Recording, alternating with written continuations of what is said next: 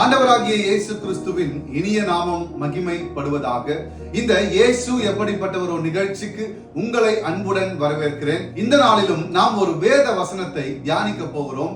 ஆதியாகமம் 3ஆம் அதிகாரம் அதன் 22ஆம் வசனம். பின்பு தேவனாகிய கர்த்தர், இதோ மனுஷன் நன்மை தீமை அறியத்தக்கவனாய் நம்மில் ஒருவரை போல் ஆனான். இப்பொழுதும் அவன் தன் கையை நீட்டி ஜீவ விருட்சத்தின் கனியையும் பறித்து புசித்து என்றைக்கும் உயிரோடு இராதபடிக்கு செய்ய வேண்டும் என்று. எனக்கன்பானவர்களே, இந்த இடத்துல மனிதனை உருவாக்குகிறார், அதாவது ஆதாமை உருவாக்குகிறார். பின்பு ஏவாளை அவனுடைய விலா எலும்புகளிலிருந்து எடுத்து உருவாக்குகிறார். இப்பொழுது நம்முடைய தேவனாகிய கர்த்தர் மனிதனுடைய நாசியிலே தன்னுடைய சுவாசத்தை தேவன் வைக்கிறார். மனுஷன் ஜீவ ஆத்மாவாகிறான்.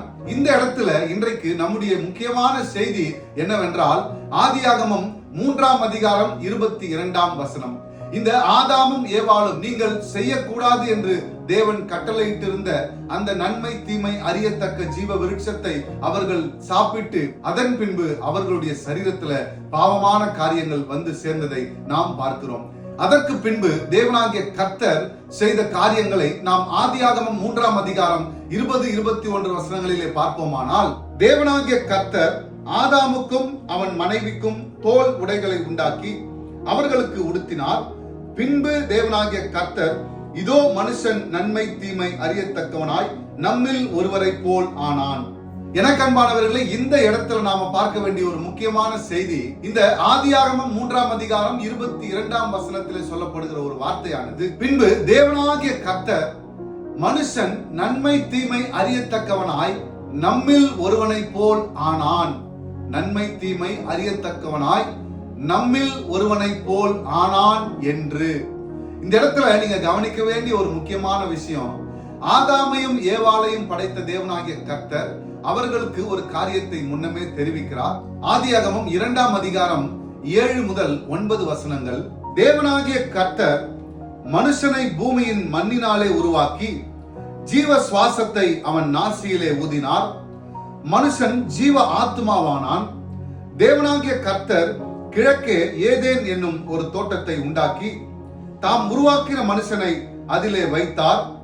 தேவனாகிய கர்த்தர் பார்வைக்கு அழகும் புசிப்புக்கு நலவுமான சகலவித விருட்சங்களையும் தோட்டத்தின் நடுவிலே ஜீவ விருட்சத்தையும் நன்மை தீமை அறியத்தக்க விருட்சத்தையும் பூமியிலிருந்து முளைக்க பண்ணினார்.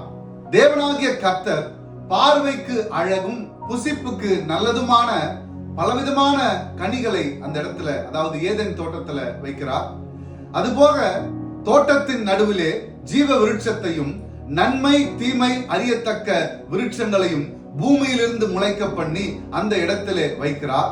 அப்படி தேவனாகிய கர்த்தர் வைத்த அந்த நன்மை தீமை அறியக்கூடிய அந்த கனியை மாத்திரம் புசிக்க வேண்டாம் என்று ஒதுக்கி வைக்கிறார். அப்படி ஒதுக்கி வைத்து ஆதாமிடத்திலும் ஏவாளிடத்திலும் தெரிவிக்கிறார். ஆனால் சர்ப்பம் தந்திரமுள்ளதாய் இருந்து அந்த ஏவாளிடத்தில் தந்திரமாய் பேசி பின்பு அந்த பழத்தை சாப்பிடும்படி செய்து அதன் மூலமாக அவர்கள் இருவருக்குள்ளாகவும் பாவம் உள்ளாக வருகிறது. பின்பு பரிசுத்த ஆடை கலைந்து போகிறது. தேவன் வந்து நிற்கிறார். பகலின் குளிர்ச்சியான வேளையிலே இதோ தேவன் வந்து நிற்கிறார். அந்த நேரத்தில் ஆதாமையும் ஏவாளையும் கூப்பிடும் போது அவர்கள் ஓடி ஒளிந்து கொள்கிறார்கள். இதோ நீங்கள் எங்கே இருக்கிறீர்கள் என்று தேவனாகிய கர்த்தர் கேட்கும் போது அவர்கள், நாங்கள் நிர்வாணிகளா இருக்கிறோம் என்று சொல்லுகிறார்கள். அப்படி சொல்லும் போது, நீ நிர்வாணி என்று உனக்கு அறிவித்தவன் யார் என்று தேவன் கேட்கிறார். நான் உனக்கு புசிக்க வேண்டாம் என்று ஒதுக்கின அந்த கனியை புசித்தாயோ என்று கேட்கிறார். இப்படி நம்முடைய தேவனாகிய கர்த்தர் செய்யக்கூடாது என்று சொன்ன ஒரு காரியத்தை செய்துவிட்டு அவர்கள் ஓடி ஒளியக்கூடிய ஒரு நிலைமை அந்த இடத்துல ஏற்படுகிறது. ஆனாலும் இந்த இடத்துல நம்முடைய தேவனாகிய கர்த்தர் ஏதேனிலிருந்து அவர் தள்ளிவிட்டாரே ஒழிய இந்த உலகத்திலே அவர்கள் வாழாதபடிக்கு அவர்களை கொன்று போடவில்லை. இந்த இடத்துல மறுபடியும் தேவனாகிய கர்த்தர் அவர்களை சந்திக்க வரும்போது தோல் உடைகளை அவர்களுக்கு கொடுத்து இப்பொழுது அந்த 2 பேரையும் குறித்து ஒரு சிந்தனையை மேற்கொள்கிறார். இவர்களும் நன்மை தீமை அறியத்தக்க நம்மை போல ஆனார்களே. பின்பு அந்த தோட்டத்தில் இருக்கிற ஜீவ விருட்சங்களையும் எடுத்து இவர்கள் சாப்பிட்டு இந்த பாவமான வாழ்க்கையிலேயே கடைசி வரைக்கும் இருந்து போறாங்கன்னு சொல்லி நம்முடைய தேவனாகிய கர்த்தர் உடனே சென்று, வேதம் சொல்லுகிறது ஆதியாகமம் 3ஆம் அதிகாரம் 23ஆம் வசனம், அவன் எடுக்கப்பட்ட மண்ணை பண்படுத்த தேவனாகிய கர்த்தர் அவனை ஏதேன் தோட்டத்திலிருந்து அனுப்பிவிட்டார். அவர் மனுஷனை துரத்திவிட்டு ஜீவ விருட்சத்துக்கு போம் வழியை காவல் செய்ய ஏதேன் தோட்டத்துக்கு கிழக்கே கேருபீன்களையும் வீசிக்கொண்டிருக்கிற சுடரொளி பட்டயத்தையும் வைத்தார். ஆதாமையும் ஏவாளையும் அந்த ஏதேனுக்குள்ளாக போக விடாதபடிக்கு அந்த ஏதேன் தோட்டத்துக்கு கிழக்கே கேருபீன்களையும் சுடரொளி பட்டயத்தையும் வைத்து விடுகிறார். அப்படி அவர் வைக்கப்பட்டதன் மூலமாக இந்த ஆதாமும் அந்த ஏவாளும் அதற்குள்ளாக பிரவேசிக்க முடியாத ஒரு சூழ்நிலை காணப்பட்டது. எனக்கன்பானவர்களே, இந்த நாளிலும் நான் உங்களுக்கு சொல்லுகிற ஒரு வார்த்தை ஒன்று மட்டும்தான். இந்த இடத்துல தேவனாகிய கர்த்தருடைய அந்த இருதயத்தை நாம் பார்க்க வேண்டும். அவர்கள் இருவரும் தவறு செய்து விட்டார்கள். அதுவும் தேவனுக்கு விரோதமான காரியத்தை செய்திருக்கிறார்கள். தேவன் செய்ய வேண்டாம் என்று சொன்ன ஒரு காரியத்தை செய்திருக்கிறார்கள். ஆனாலும் தேவனாகிய கர்த்தருடைய அந்த இருதயத்தை நாம் பார்க்க வேண்டும். அவர் வந்து அந்த இடத்துல நின்று இவர்களும் நன்மை தீமை அறியத்தக்கவர்களாய் மாறி இருக்கிறார்களே, அந்த இருதயத்துல நினைச்சு அவர்களுக்கு வேண்டியதெல்லாம் அடுத்தடுத்து செய்கிறார்.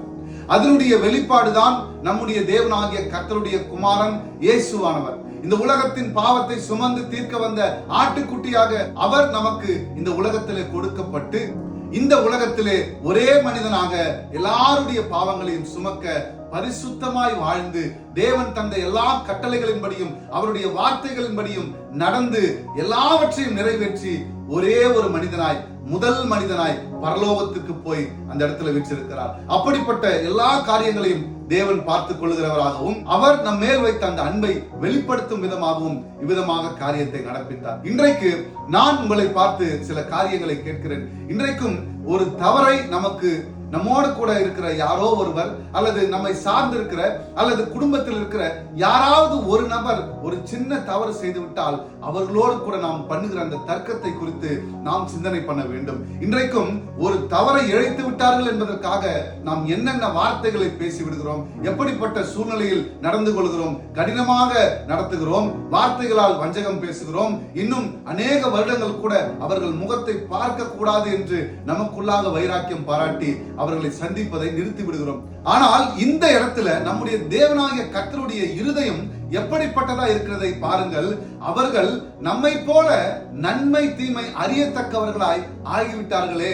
அப்படி ஆயிட்டாங்களே, சரி ஓகே, இனிமே அவர்களுக்கு என்னென்ன வேண்டும் என்பதை நாம் செய்து கொடுத்து இனி இவர்களை எப்படி நான் மீட்டுக் கொள்ள வேண்டும் என்று அந்த சிந்தையிலே வந்துட்டு அவர்களுக்கு வேண்டியபடி எல்லாம் செய்கிறார். இன்றைக்கும் இந்த செய்தியை கேட்டுக்கொண்டிருக்கிற எனக்கு அன்பானவர்களே, உங்களுடைய குடும்பத்தில் இருக்கிற உங்களுடைய தகப்பனார் செய்த அல்லது உங்களுடைய தாயார் செய்த, கணவனுக்கு மனைவி செய்த, மனைவிக்கு கணவன் செய்த, அல்லது உங்களுடைய பிள்ளைகள் செய்த, உங்கள் சகோதரர்கள் செய்த, உங்களுடைய யாரோ ஒரு சொந்தங்கள் செய்த அப்படிப்பட்ட தவறுகள் நிமித்தம் நீங்கள் அவர்களை கடினமாய் நடத்தாமல் அவர்களோடு கூட ஒப்புரவாகி, சரி ஏதோ ஒரு காரணத்தினால் அவர்கள் செய்து முடித்து விட்டார்கள், பரவாயில்ல இனி அப்படி செய்யாதுன்னு சொல்லி ஒரு நல் வார்த்தைகளை சொல்லி அதை அப்படியே முடித்து விட்டு நீங்கள் கடந்து போக பாருங்கள். இந்த இடத்துல நம்முடைய தேவனாகிய கர்த்தர் சொல்லுகிற ஒரு வார்த்தை, அவர்களும் நன்மை தீமை அறியத்தக்கவர்களாய் நம்மில் ஒருவரை போல் ஆனார்களே.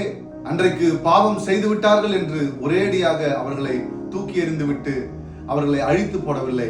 செய்த பாவத்து நிமித்தம் மீண்டுமாய் அந்த ஆதாம் ஏவாள் மூலமாக இன்றைக்கு இருக்கிற இந்த ஒட்டுமொத்த உலகத்தையும் ஒரே நபரை கொண்டு ரட்சித்து அவர் மூலமாய் ரத்தம் சிந்தப்பட்டு அவர் மூலமாய் பாடுகளை அனுபவித்து அவர் மூலமாய் நம்முடைய அக்கிரமங்கள் பாவங்கள் எல்லாவற்றையும் நமக்கு மன்னிக்கப்பட்டு இதோ நாம் அவர் சமூகத்திலே வளர்ந்து வருகிறோம்.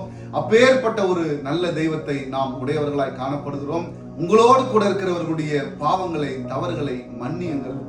அவர்களை கடினமாக நடத்துவதை விட்டுவிட்டு அவர்களுக்கு நல் ஆலோசனை சொல்லுங்கள். தேவனாகிய கர்த்தருடைய இருதயத்தை நீங்களும் பெற்றுக்கொள்ளுங்கள். அந்த இருதயம் உங்கள் வாழ்க்கையை மிகப்பெரிய அளவில் உங்களை கொண்டு போய் வைக்கும். அந்த இருதயம் தான் ஒவ்வொருவருக்கும் இந்த நாளிலே வேண்டும். இன்றைக்கும் அப்படிப்பட்ட இருதயத்திற்காக நான் ஜெபிக்க ஆசைப்படுகிறேன். ஆனாலும் இந்த செய்தியை கேட்டுக்கொண்டிருக்கிற நீங்கள் இந்த செய்தியை கேட்டு முடித்தவுடனே அப்படிப்பட்ட ஒரு இருதயத்தை இன்னைக்கு அநேகர் செய்கிற ஒரு காரியம், 20 வருஷமா நான் பேசல, 10 வருஷமா நான் பேசல, 12 வருஷமா பேசல, 4 வருடமா பேசல, அவன் முகத்தை கூட பார்க்கல.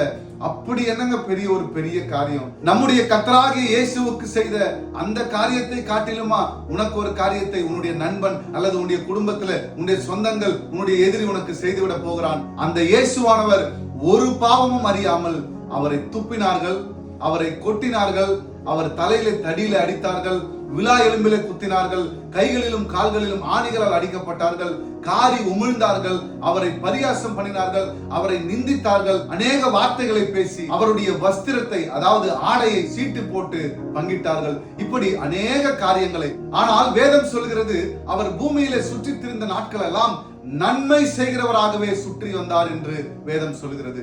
நன்மை மட்டுமே செஞ்ச அவருக்கே அப்படி என்றால் நம்முடைய வாழ்க்கையை குறித்து நீங்கள் நினைத்து பாருங்கள்.